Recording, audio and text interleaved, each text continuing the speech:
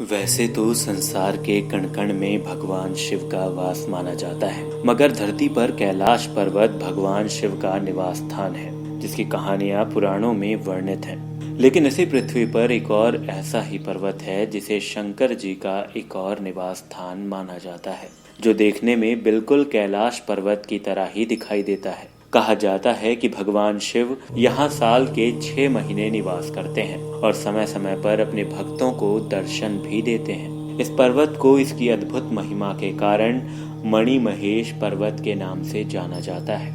यह अद्भुत पर्वत हिमाचल प्रदेश के चंबा से करीब 85 किलोमीटर की दूरी पर स्थित है।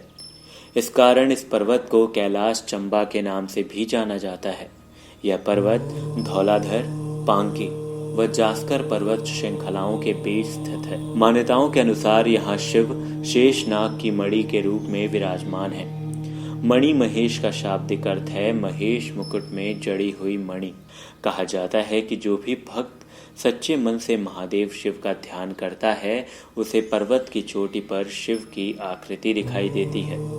कुछ लोग यह दावा करते हैं कि रात के समय ठीक भोर होने से पहले इस पर्वत पर एक चमत्कारी रोशनी दिखाई देती है। लोग रात भर जागकर इस चमत्कार के होने का इंतजार करते हैं।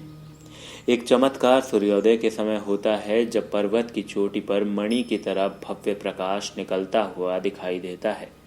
स्थानीय लोग इसे महादेव का चमत्कार कहते हैं, तो प्रकृति विशेषज्ञ इसे कुदरत का चमत्कार। इस दृश्य की विशेषता यह है कि मौसम चाहे जैसा भी हो, आसमान का रंग कुछ भी हो, पर इस पर्वत से निकलने वाली उस चमकदार रोशनी का रंग नीला ही होता है। कहा जाता है कि इस चमत्कारी क्षण के दर्शन करने से भक्तों के सारे कष्ट दूर हो जाते हैं। कैलाश पर्वत की तरह मणि महेश पर्वत भी अजेय माना जाता है। आज तक जिस किसी ने भी इस पर्वत पर चढ़ने का प्रयास किया, वह किसी न किसी हादसे का शिकार हो गया। माना जाता है कि भगवान शिव एक अदृश्य शक्ति के रूप में लोगों को वहां चढ़ने से रोकते हैं।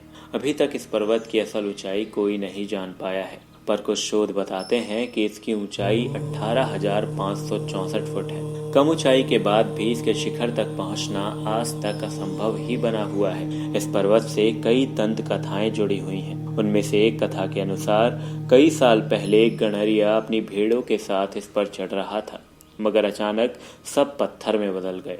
वहां आज भी ऐसे पत्थर देखने को मिल जाते हैं। पौराणिक कथाओं के अनुसार महादेव ने माता पार्वती के साथ निवास करने के लिए स्वयं इस पर्वत की रचना की थी। महाकाल से जुड़ी अभी के लिए इस वीडियो में सिर्फ इतना ही। अगर आपको ये वीडियो अच्छी लगी हो तो इसे लाइक करें और साथ ही हमारे पेज को लाइक करना ना भूलें।